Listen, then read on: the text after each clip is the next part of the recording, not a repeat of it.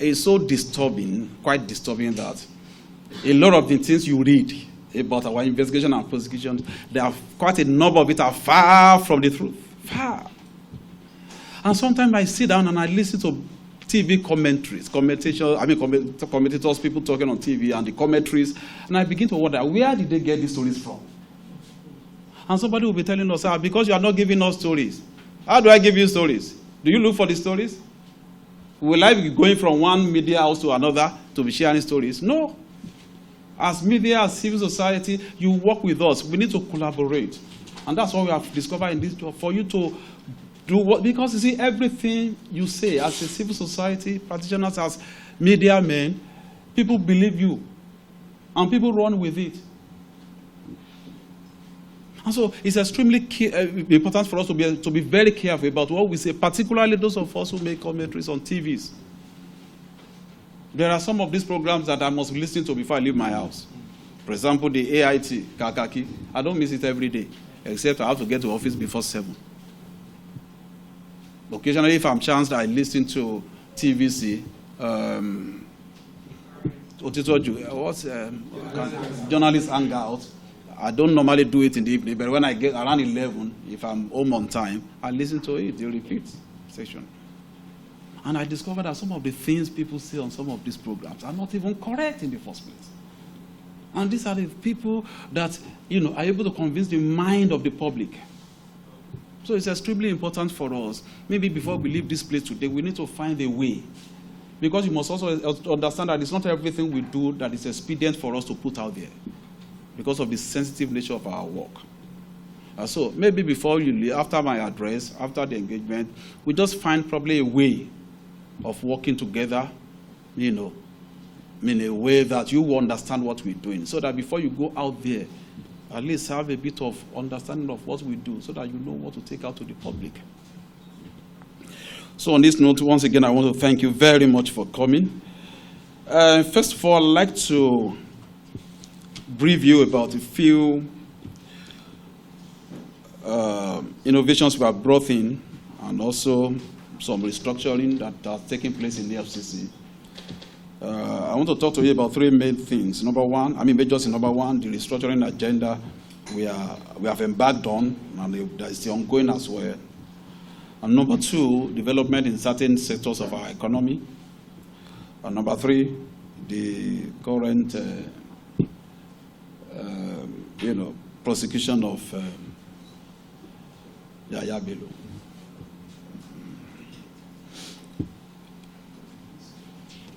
I woke up this morning and I went to bed around 3 a.m. I struggled to stand up around 5 a.m. when I wanted to prepare for work.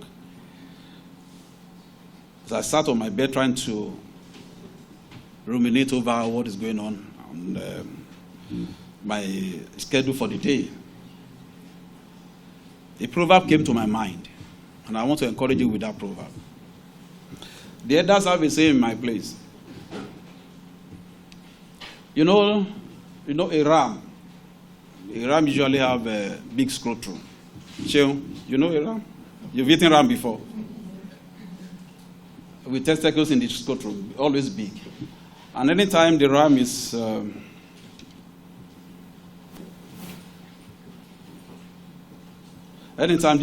moving around or running, you will feel that the scrotum is going to cut off. Because sometimes whether it is the ram that is shaking the scrotum or the scrotum that is shaking the ram, you can't tell. But for years, you will see that pendulum dangling. It will swing, it will dang, but it will never cut off. So EFCC, we will receive all the attacks and all of that, but we are not going to give up. We will do this work. This pendulum will not cut. It doesn't matter who is attacking us. We have this mandate. We will continue to do it until you are asked to stay off the stage. So I've been asked to see areas where we need to moderate things, we need to tell you not to report. But there is nothing you will tell. What you don't want them to report, don't tell them. So I won't tell them what I don't want them to report. I know them. If you say don't want to report it, they will report it. So they are my people. We know ourselves. Thank you very much. On first note, we have embarked on some restructuring. Because we must understand the war against corruption is not the amount of investigation I do out there. We must understand this thing. And as a nation, we must come together to agree, at least for once. Let us move forward.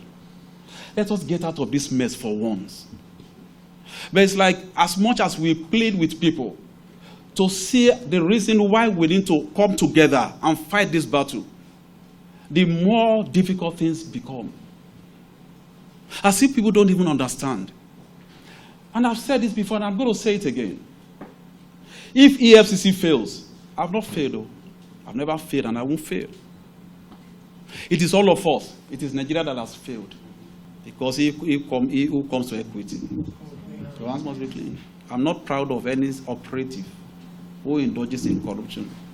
We can't say you are fighting corruption and you yourself, your hands are soiled. So gradually, I'm not promising that you will not still be seeing one or two elements who will still be doing some inordinate things, that as much as it lies in our power and as much as we discover them, we do something. And I promise them, I'm not just going to arrest you or dismiss you, I will prosecute you. So we have one or two cases we are preparing now. And I'm going to prosecute them, my staff. We are going to do that. And so we have created the Fraud Risk Assessment and Control Department as one of our new initiatives. And what do?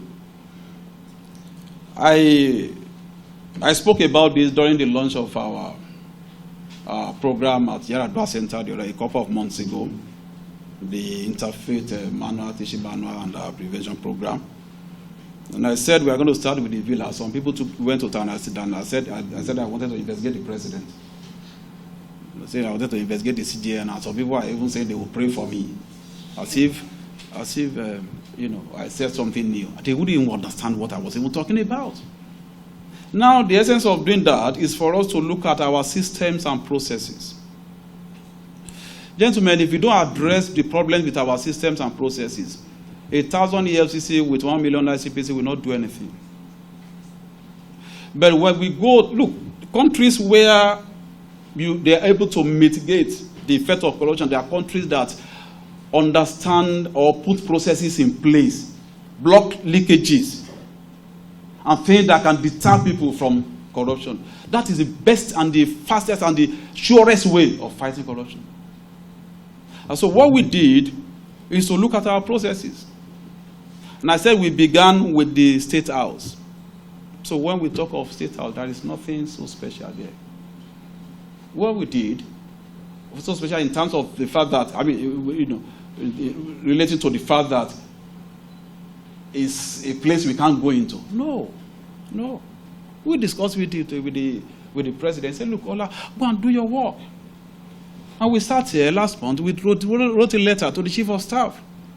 We want to see the processes and procedure involved in your contract and procurement award. And surprisingly, within a week, we received a response. So we are working there now. We are looking at the processes. We went to the National Assembly. We wrote to them, the chairman of the National Assembly Commission. We want to see those vehicles you bought, the constituency projects you have awarded and all of that. What processes and procedures do you follow? And they have, surprisingly, we were obliged. So we are looking into that quietly. We went to the judiciary. We wrote to the CGN. We also copied the Secretary, Federal Judicial Service Commission. And they have obliged us. The regulatory authority, BPP, I wrote a letter to them. One of the areas where people steal money through contracts and procurement is this certificate of no objection. We have discovered that. We have done research and we discovered that. I said I want to see all the contracts, the proposal that led to certificate of award of certificate of no objection for the past 5 years. They have responded. Initially, it was like, no, this thing will take us 1 year to do, and all of that. By the time I sent another letter, I gave them another 7 days. Told them 1 or 2 things we will do if you don't bring us. Don't oblige us. They brought it. We are working on it now. Gentlemen, these are ways to fight corruption. It's not when we start making noise, handing people all over the place. In another 1 year, you will begin to see the effect of some of these measures we are putting in place. It's extremely important for all of us to understand some of these intricacies. Fighting corruption is not just for us to investigate and make noise, like some people want us to do. We have been doing it for years, even though we have recorded some successes, but has it really made much impact as expected? And the answer is no. In fact, it has not made much impact. Why can't we change our strategy? And that's exactly what we are doing now. And so I'm dedicating a whole directorate to handle that. And also we felt it's also important for us to look at some areas that will stimulate the economy. If you remember, that's one of also the policy objectives I shared with you, that we are going to use the instrumentality of anti-corruption to do what? To stimulate the economy. That was how and why we went into area of currency mutilation, forex malpractices, and all of that. And under 1 month, we began to see the impact of that. I tell you, if we were not involved in the enforcement of some of these laws, you wouldn't have, so what the benefits we have derived from these forex malpractices and all of that, we wouldn't have gotten there at all. At all. If you go to Zone 4, I'm not sure you will see anybody displaying dollar. Some people have taken us to cleaners on the issue of spraying money and all of that. It's not the work of EFCC. It's not the responsibility of EFCC. Go and look at our law very well. I'm a lawyer myself. And I did promise I won't do anything outside the rule of law. What do you understand by economic sabotage? What is the meaning of economic crime? My mandate is not only to investigate financial crimes. The mandate goes as far as investigating the economic crime. As a matter of fact, my law, Section 40, specifically gives me the power to investigate oil bunkering, vandalization of pipelines. I read it very well. That's why we call EFCC a specialized agency. And so we are doing this. Why did we arrest Bobrisky? Why did we? Now, the moment we did that, people started sending videos. 10 years, that video that was recorded 5 years ago, 10 years ago, and all of that. As you start running after that, I said, no, it doesn't work this way. Now everybody has just woken up to the reality, to the fact that this thing is wrong, and we should actually want to identify ourselves with what we're doing. If you are not making impact, people will not be rushing to send videos to us. And they call it, they said, these are the little forces that spoil the vine.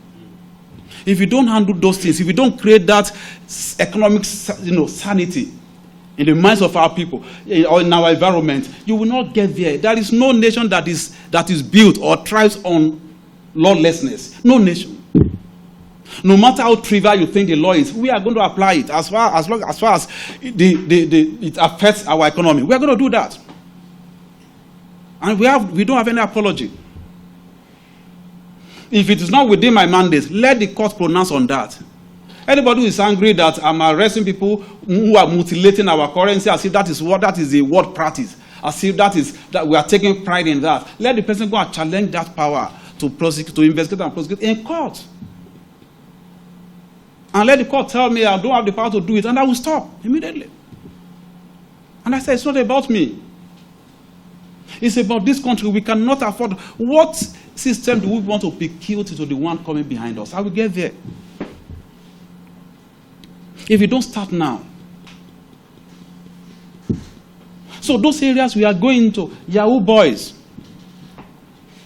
Some people in fact, not only abusing me, some people have gone as far as abusing my father, who died in 1978, over the fact that I'm investigating Yahoo boys. Let me share a few things with you. Just a few things. Because it's always good to have an understanding. We have been in this thing for a while. I just commissioned a project titled Understanding the Landscape, the Cybercrime Landscape. They've just given me a preliminary report. In 2022 alone, Nigeria faced a staggering onslaught of cybercrime.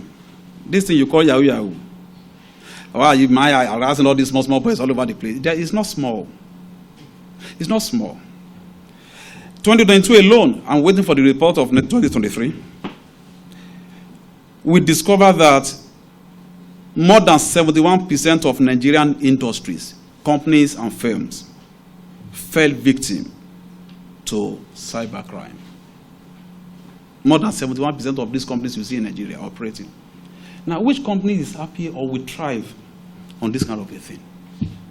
You want to attract foreign direct investment. The moment you come in, Yahoo boys will attack your platform. You start losing money. And you think they will stay? It's beyond what we are seeing. We are rescuing the future of Nigeria by going into this cybercrime investigation and prosecution. Now, I tell you again, within that period, the Nigerian economy lost $706 million. These companies. $706 million to cybercrime.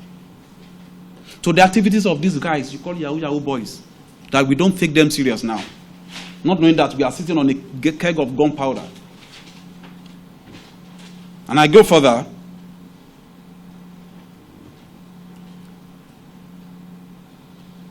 The alarming statistics continue with Nigerian banks losing over 8 billion naira to electronic transfer fraud in the first 9 months of year 2022. A system that lost over 8 billion to a particular scheme of fraud. And you are saying the EFCC should close its eyes to that kind of scheme. Are Nigerians fear on us? Are we even fear on ourselves? I give you another one. As I'm talking to you now, we discovered in almost all the states of Nigeria, all the subnationals, we have what we call the 419 training schools everywhere, where they harvest our children from primary school. They put them, when they leave their regular studies as in primary school, they close at 2 o'clock, they end up in some of these 419 training schools. They start indoctrinating them. These are facts. They first of all ask them, even their parents, to sign an undertaking. After that, they adopt them. Some of these kids start paying their school fees. They get indoctrinated into cybercrime as young as they are. By the time they get to secondary school, that's why you see them 100 level, 200 level, hacking, and you think they just started that way? No. Even the children from wealthy homes are doing it now. It has become a culture. It's a trend. And these are the people you want to bequeath our future into their hands? And we don't know that responsibility is ours as their leaders to let them know that this is wrong. There's no future in this thing. To start telling them that for you to be great in life, greatness comes through hard work. Commitment to hard work. If that is the only lesson I'm able to pass across to them, by the work of, by virtue of what we're doing, I'm okay. I'm okay.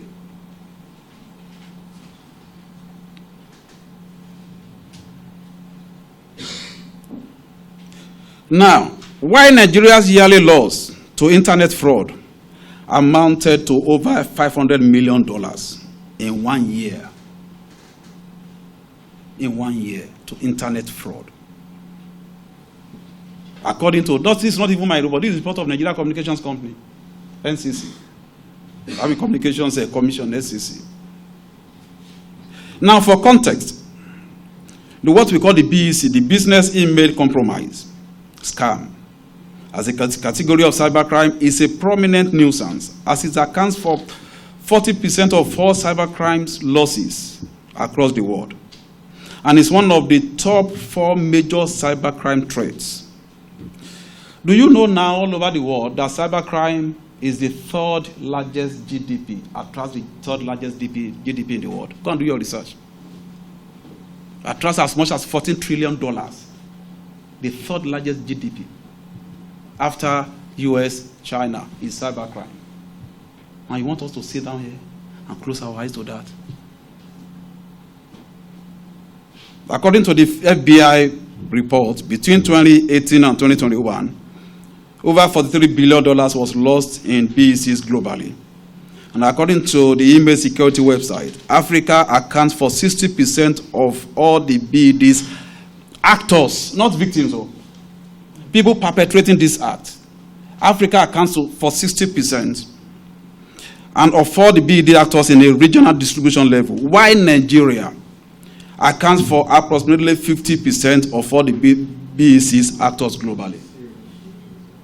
60% for Africa. Out of that 60%, Nigeria has taken 50%. The remaining 10 shared among several countries. And you think we should close our eyes to that?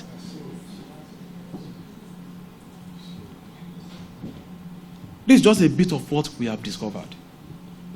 This is just a bit of what we are facing. I've known people have come here weeping. They went to borrow money and they started businesses. And some of these guys penetrated their platform and they destroyed their business. And they had to fold up with debt overnight. Nigerians. Alhaji, if anyone has fallen victim of this Yahoo thing we are talking about, you understand the enormity of this problem. I was hearing with the judges now. Of course, I was even talking to them about this issue of restraining order and all of that they grant, as if, people drink water. Because I don't understand. It's only in this part of the world that a state agency will be stopped perpetually from carrying out its statutory mandate. I've never seen it happen. Anyway. We got an alarm. A judge. She has been saving money for 4.5 years or 5 years. The daughter got an admission for postgraduate studies in the UK. She needed to pay £4,500. It's advance payment. She told me herself that she has been saving that money for almost 5 years. Suddenly, in one first sweep, under 1 minute, her account was hacked. And that money was taken away. 24 hours before that, the money was supposed to be transferred for the payment of the tuition. In the same state where we have been stopped from carrying out investigation. So she made a frantic call to one of my officers there. So I asked, which state is that? When the officer called me, he said, so state. I said, but I need to tell the Lord that we have a perpetual restraining order from investigating. He said, no. Eventually I spoke with her. He said, no, my brother, we didn't know about this thing, blah, blah, blah, all of that. Even that order is not as if we can. I said, assuming the same bank that, holds the platform where your account was hacked, the same bank got a restraining order against us. Overnight, we had to do what we needed to do. Eventually, we got the money back under 24 hours. Wow. I said, now, my Lord, you are a victim. You now would understand what it means to join this crusade. When we're shouting left, right, and center, stop, let us join hands. Let's see. Because tomorrow, you can be a victim. Your brother is coming from America, wants to start a business, and one 17-year-old boy just sat down somewhere in Mushin or Pape, and just swipe off the entire capital. The following day, the person will run back to where it's coming from. It doesn't happen anywhere. It doesn't happen anywhere. I brought in my Lagos of a 17-year-old boy. I was sharing also with them, who is studying history, 200 level. He's not doing anything science. Nothing science. He studied history and anthropology. How many of you studied that in school? The guy sat in my office in Lagos and demonstrated some things to me on my laptop. He asked for my account, my number. He knows my number. I gave him my number. Through my number, I got my BVN. He said, okay, he now mentioned the name of my account number to me at the bank. I didn't tell him anything. Yes. 17-year-old boy, 200 level student, studying history and anthropology. No, that's not even the issue. The problem is, I see crime in that. I also see opportunities in it. So if you leave these guys, if we don't make them know that this thing they are doing is wrong, if you leave them, they will continue to see that thing as a culture, as a way of life to make money. If I don't investigate them, if I don't prosecute them, now what we do, on our own, we plead for light sentences for them. Because it's also going to be wrong for us to close our eyes. We plead for light sentences. Why? So that we can reorientate them. And that's part of the things we're doing. What joy will I derive in sending a 19-year-old boy to jail? You have destroyed his future, you have destroyed his career. Sometimes, most times they give them options of fine and all of that after conviction. So we bring them back, we lecture them, we talk to them. This particular boy, when he was done, I said, look, Oga, I can make 10 million now. He said, I will demonstrate to you, I will move money from your account to my account now. I said, no, don't do that in my office. Don't let them trace that to this place. Don't. And he was actually ready to do it. In fact, when he opened the system and he was like, I didn't give him the key to my laptop. And he had access. He forgot that he was even in my office. He forgot I was around him. He was just, he got lost in that art. And I said, okay, now, why do you do this? Why? You know what he told me? He says both parents are farmers. They couldn't go to farm because of insecurity. He has two younger ones, one in GS2 and one in SS2. He's the one feeding his parents. He's the one responsible for the payment of the tuition of his younger ones. So what do we do?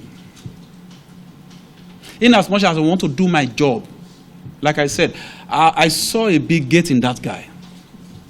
I said, okay, from today, if you are able to get out of this, we will do our work. And whatever happens, I will certainly take up the responsibility of your schooling. Told my family, we are going to do that.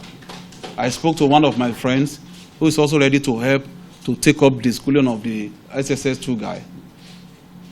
So I'm still looking for someone who will take up the one for the GS2.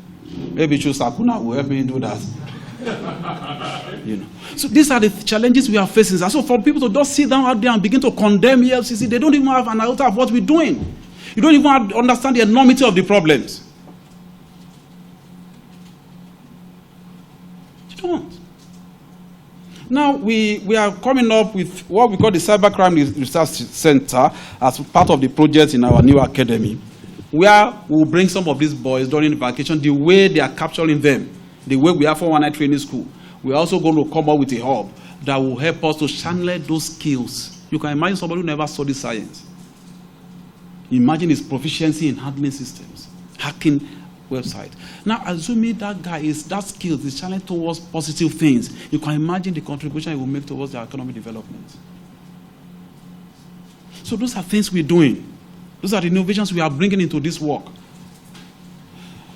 Secondly, I also want to let you know, in addition to some of this restructuring agenda, the development in certain sectors of the economy, particularly illegal mining.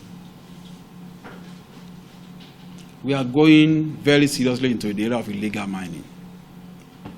Gentlemen, if you see what Nigeria loses every day to illegal mining, you will weep for this country.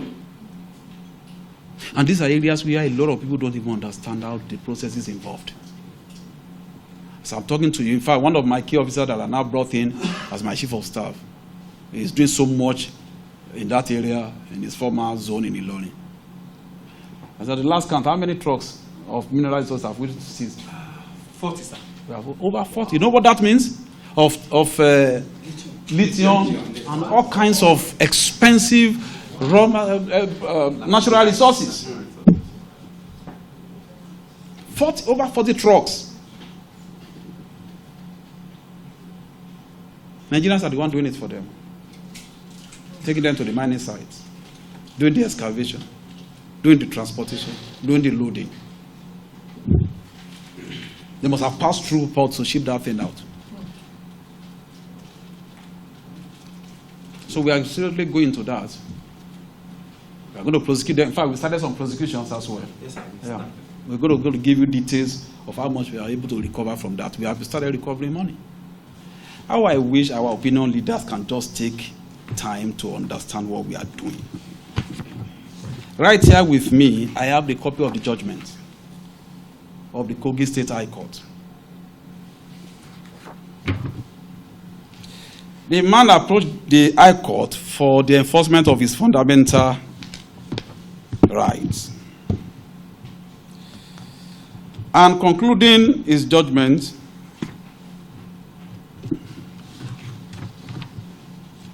in fact, rather than disobeying the law, we have obeyed.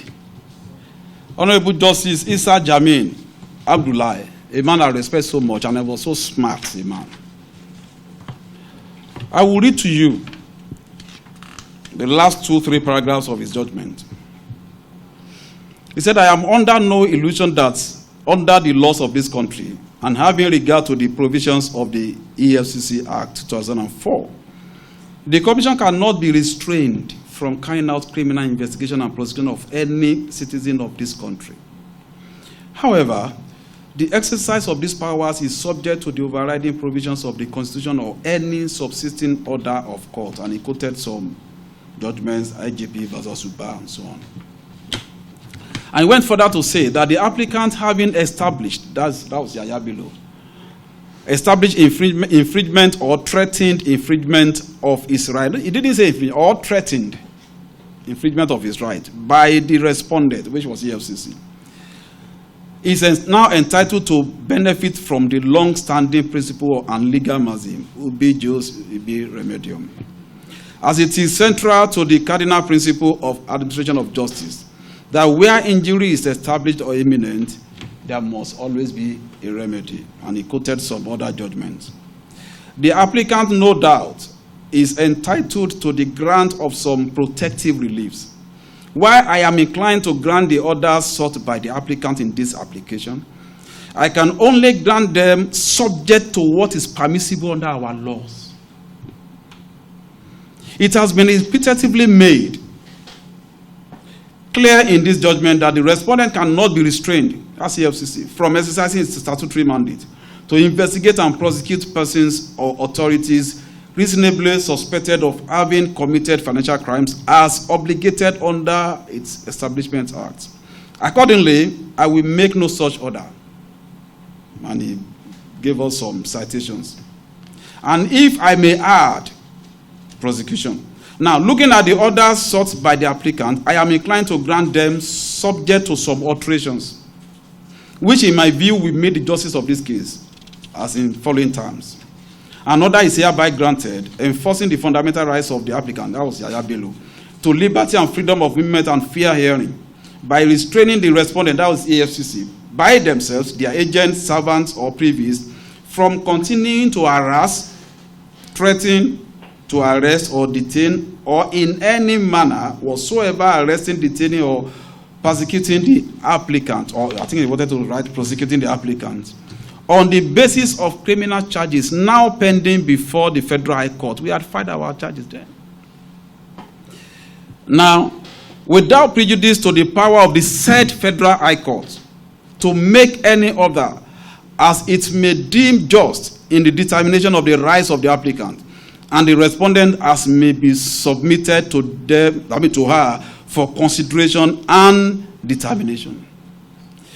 Another is hereby granted directing the respondent to bring before the said Federal High Court. It was Kogi State High Court that directed the EFCC enforcer to go and file a charge against him, as against what is being touted out there. Another is hereby granted to EFCC, the respondent, to bring before the said Federal High Court or any such appropriate court such criminal charge, allegation, or complaint in respect whereof the applicant is reasonably believed by the respondent to have committed any offense, subject of his jurisdiction, provided that his respondent shall not invite, arrest, or detain the applicant on account of a reasonable belief that the applicant has committed any financial crime, without first obtaining the leave of a superior court of record, which is Federal High Court, where we have filed our charge, especially having regard to the antecedent of the respondent in the manner it has managed its engagement with the applicant. Remember the case we had with his chief of, was it chief of staff? Was it chief of staff? Yes, cashier, the government house cashier. The guy that was bringing the billions.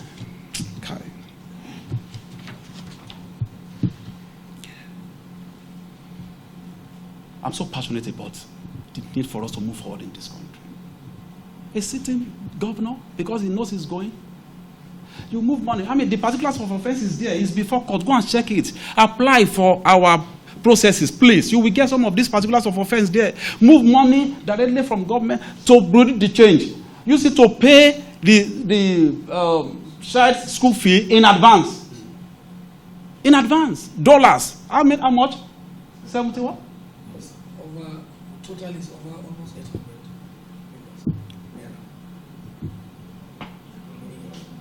In dollars, yes. In dollars. $72,000 or thereabout. $720,000, sorry. $720,000 in advance. In anticipation that he was going to leave government house. In a poor state like Kogi. And you want me to close my eyes to that? Under the guise of saying I'm being used. Used by who? At this stage of my life, used by who? By who? For crying out loud. I assumed office here. I didn't initiate the case. I inherited the case file. I called for the case file. I called for the report. And I said, look, there are issues here. Do you know on my own, on my honor, I put a call across to him, which ordinarily I'm not supposed to do. Just to honor him as a governor, as a immediate past governor. Sir, there are issues. I've seen this case file. Can you just come? Let us clarify these issues. I'm under camera. He said, sir, thank you, my brother. I know, but I can't come. There's one lady, I don't know what her name is, maybe a senator, that she learned she had set, she has surrounded the EFCC with over 100 journalists, to come and embarrass him and intimidate him and all kind of stuff. I said, okay, if that is your fear, I'm going to pass you through my own gate, special man's gate. You will come to my floor. We will accord you that respect. I will invite my operatives. They will come and interrogate you or interview you in my own office. What could be more honorable than that? In my own office. To allay the fear. Thank you, sir. I appreciate that. You know what he said? But can't they come to my village? That's what he told me. Can't they come to my village to come and say, I told you. He also got into, he sent a message to him. My director of investigation sent a message to him. Some people will say we are handing him, we are harassed. How about? Let's be fair on this. Look, we need the FCC. We need this institution to survive. We need this institution to survive. I'm telling you. So many victims that we have wiped tears off their eyes. People that they have swindled and all of that in their millions. How much are we going to say? Every day we keep recovering money for victims. Every day. In my 6 months, we have recovered close to 120 billion. Over 1,600 convictions. Somebody will now, those we are convicted, are they not human beings? Does he have two heads? Even if I'm going to lose the case at the end of the day, submit yourself to the rule of law. Let me be sure that, look, I don't get convictions. My job is to investigate and prosecute. Conviction is the responsibility of the court. So nobody should come and blame me, I didn't get conviction. Mine is to do my work diligently and leave it to the judiciary. For civil society to follow up too. It's not within my power to convict anybody or to go and lock anybody up. It's not. My Lord does not allow me to go and be taking it happy. Come on. For what? So at that point I said, look, this is, and I kept quiet. Nobody talked to him anymore. After he had refused invitation, we continue with our work. After all, we don't even need him to come and make statement before we can even file a charge. If we are sure of our, the credibility of our work. So we have gathered all the necessary documentary evidence. We have prepared our processes. We file a charge. So come and answer to your charge. He refused to come and make statements here. But that does not stop me from filing my charge. And will he also refuse to come and answer that charge? We are talking of over 80 billion naira, gentlemen, that belongs to the people of Kogi, allegedly stolen. Allegedly stolen. So come and tell us, you didn't steal this money, period. Is it today? The EFCC have lost some cases. Yes. I'm not sure, I won't condemn myself for that. The EFCC have lost some cases. Some of them are walking the street as we free men now today. And the EFCC has also won some cases. I didn't promise Nigeria that we'll be winning all the cases I take to court. It's practically impossible. Even in the American system, where they have very tight, and responsive, they don't do that. You can't get 100% conviction on your cases. It doesn't happen. In my short period, I have had cause to arraign 2 past governors. Nigerians don't remember that. We have had cause to arraign Obiano in this country.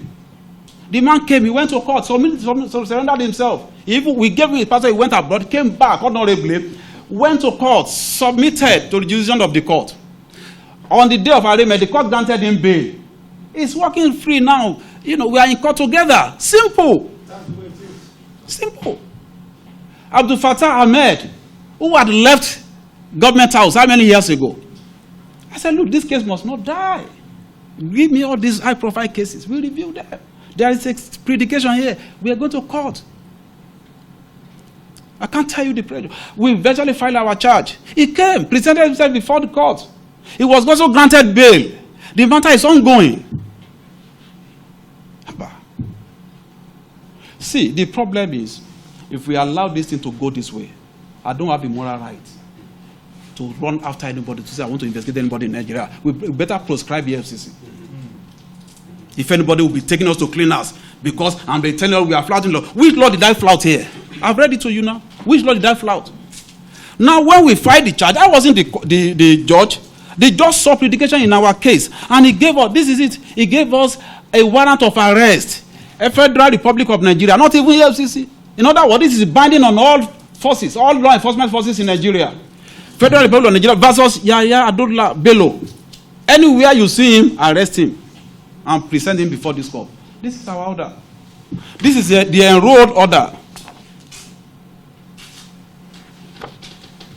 Pursuant to even the pronouncement of the High Court of Kogi.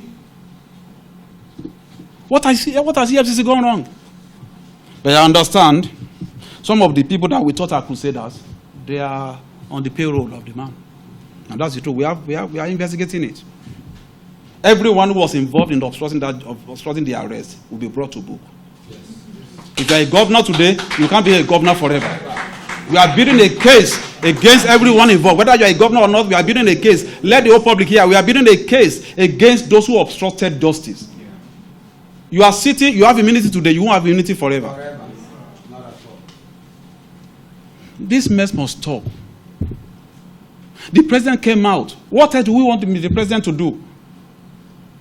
A serving minister is summoned the courage based on our investigation report. Suspended the DG and told us, look, EFCC, do your work. A whole attorney general, for the first time in the history of this country, we are working together with the EFCC. He issued a statement, a stern statement, saying that EFCC must not be obstructed in the course of carrying out their responsibility. Attorney General of the Federation, supporting us, working with us. CG of Immigration issued a statement. And some people will go and pack, I don't want to use the meaning word, from Zuba and from, Agege. And they were carrying flag as if you don't have shame in this country. The world is looking at us. Over how much? To sold out your conscience.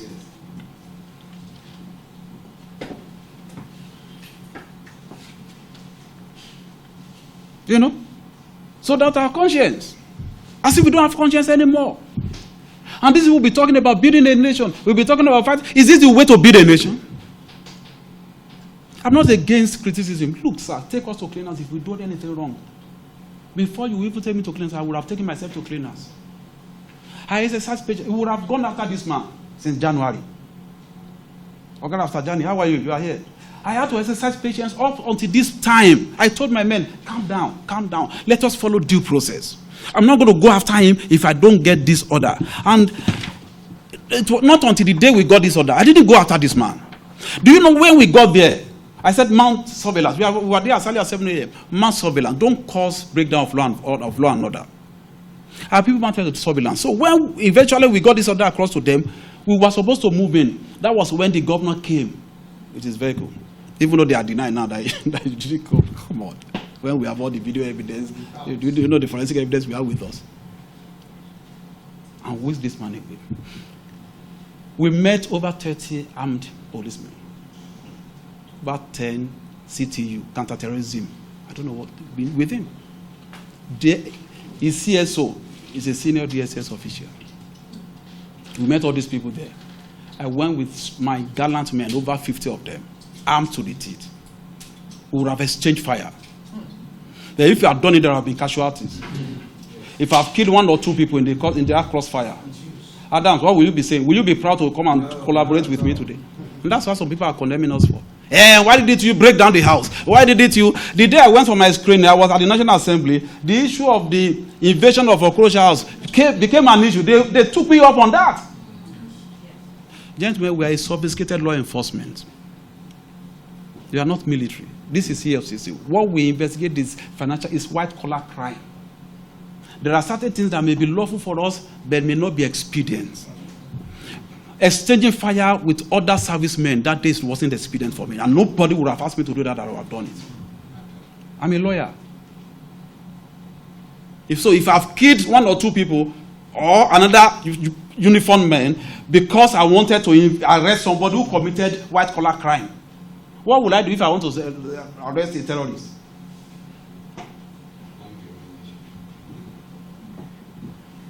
You employ violence, people will condemn you. You are putting human face into the work you do, people will still condemn you. So where do you want me to stay? Was it not worse for him to have even run away that day? Because if he had surrendered himself or submitted himself to us that day, we wouldn't have declared him wanted. Do you know the implication of somebody being declared wanted? Usually we do quarter of a page, but because of his attitude, we have to do full page. I wouldn't mind using my salary. You did it on our eyes? You sure? We are coming there. Or you know where the man is? We are not stopping there. It's been watch listed all over the world. He can only run. Except there's no law in this country that we are following. Let all of us declare that we are a state of pariah. Everybody go and do what they like. Like I said, I don't mind the outcome of this case, but the right thing must be done. If we don't see this case through, I won't have any moral right to accuse anybody of corruption in Nigeria. I will resign.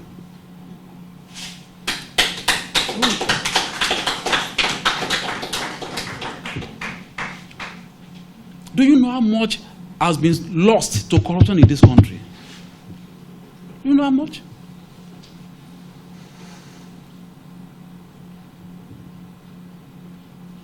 So that day we had to calm down, just let them finish their shenanigans. And we followed the law. We did what was right. The matter came up today, you are aware.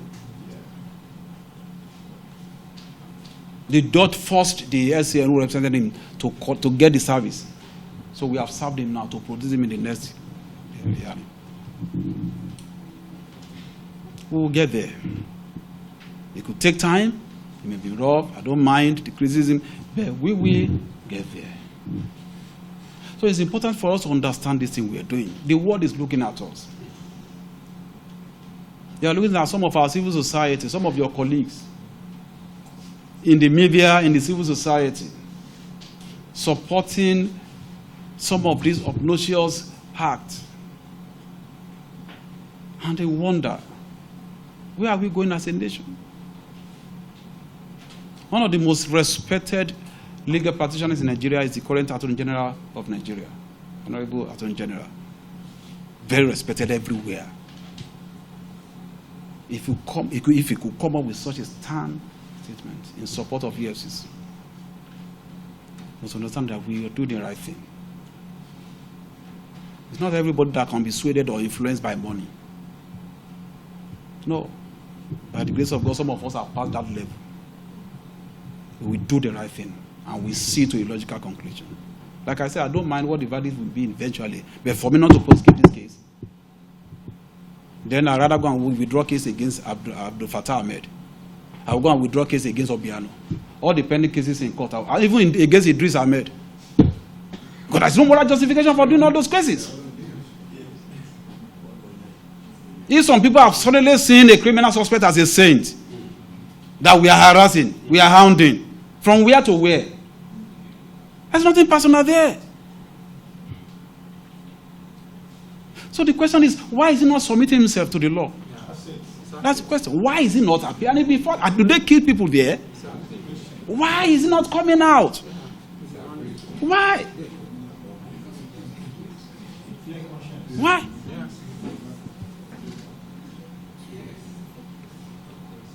That's our position on Yahaya Bello. Finally, I also like to report to us that we will continue our work toward the stimulation of the economy, and I promise you that.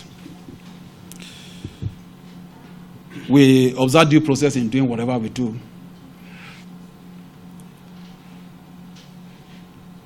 Do you know the Binance case we are currently handling now, working on, that has helped us to bring down this madness going on in the forex market? Suddenly we discovered that there are even people within the system who are doing worse than Binance.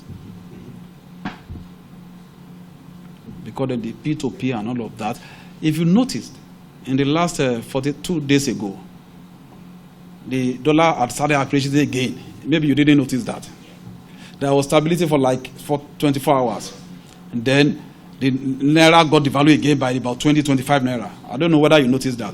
It was due to activities of some of these guys on P2P platform. KuCoin. Some of you must have seen those posts on social media. It will shock you. Just yesterday, I had cause to freeze over 300 accounts. One of those accounts, we discovered that the guy that traded the volume of over 50 billion in the last 1 year. Nobody knew outside the financial regulation. See, this work is a serious work. We are here working 18 hours. These are my people. 18 hours. We get to 7 a.m. Some of them don't close until 12 midnight, 1 a.m., 2 a.m. That's how we work. We are not saying Nigerians should praise us because that is the work we sign for. But what where we deserve some small credits, let's give it. We are human beings like other Nigerians. Not that because we can talk, some people can speak grammar, we just condemn everything we are doing. And come on, it's unfair. Very, very unfair on us. Over 300 accounts in illicit forex trading that would have led to another crash in the next 1 week if we didn't move yesterday. Get an order to freeze those accounts. Somebody will come and tell us, what is your business with forex transactions? Some people are happy. They take pleasure in seeing this country boiling. And I've come to realize that in the course of this work I do, sir. Some people are deadly happy. They want to see things go bad. From bad to worse. Don't be surprised. There are people who are doing that every day. When things are bad, they promote it. Well, when there is an improvement, nobody talks. They keep quiet. And much of this work also lies in our hands. So we must find a way of working together. There are things that may not be expedient for me to divulge. Yes, you respect us for that. Whatever I give us, let's look at it. Also I discovered that some of us, with due respect to us here, some people mischievously will go and take whatever I say out and twist it. The other time we had a pally, the only thing one of you was able to bring out was that I said 7 out of 10 Nigerian young people or students are 419. That's the only thing he was able to pick out of so many good things we discussed. So many. You are free to challenge me on anything I'm doing. We are colleagues, we are friends now. Take me up on some of these things. And we'll explain to you some of the things we are doing. There are ways to help us, to support us, give us information. That's how you build a nation. Some people now, just mere seeing EF, even without the CC at the back, they start any abuses. Just EF, without even knowing why EFCC name is mentioned. And they have come, useless people, they can't work, they are running after Yahoo boys. That's the only thing they know how to do. Come on. Elijah has been with us for years, right from my days as chief of staff. He understands the way we work here. He knows what we are passing through. Do you know the attack I face every day? From people that ordinarily should be supporting you.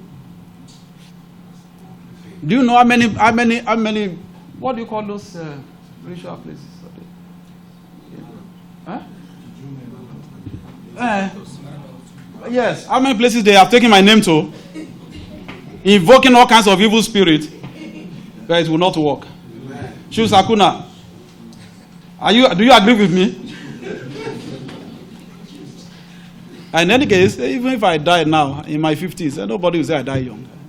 I don't care. I don't care. I don't care. We must do it, all of us. And I'm going to repeat it again. If EFCC fails, all of us have failed. So don't think that Ola has failed. Don't mind him. Don't mind. We will see the end of EFCC. How can we be proud as Nigerians to be saying that we will see the end of EFCC? How? It should be our responsibility to ensure that we fulfill this mandate, so that posterity will speak for all of us.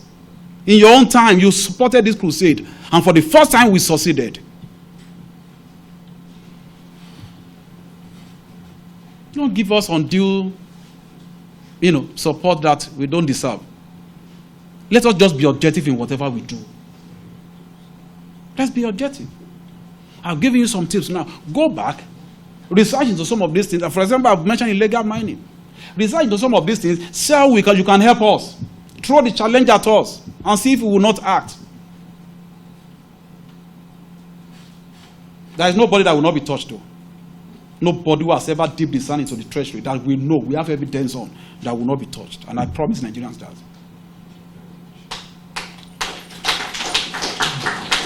We are going to bring equity. We are not going to investigate everybody, but we will bring equity and justice into it. If I can do Obiano from the southeast, if I can do Abdul Fattah Ahmed, if we are doing Idris Ahmed, if I can do my own kinsman, Ola Olukoyede, Baba, who is support, do you know people who have been calling me, abusing me? Okay, we are doing it, we will do it. So why can't I do Yahaya Bello? Why? Even in EFCC, we balance things up. Because this place belongs to all Nigerians. So that you think, because that has always been the mind of people, is a particular people, they are focusing. No, nobody is focused on any tribe here. And as much as we have the evidence, we do it. I'm a Yoruba man, I'm the chairman today. My director of investigation is an Hausa man. My chief of staff is an Igbo man. Deliberately, we will have to balance things up. So, if I focus on the southeast, you will say, God, what are you doing now? Why are you holding my people? If I say it is not, Shuka will say, oh God, what's all this now?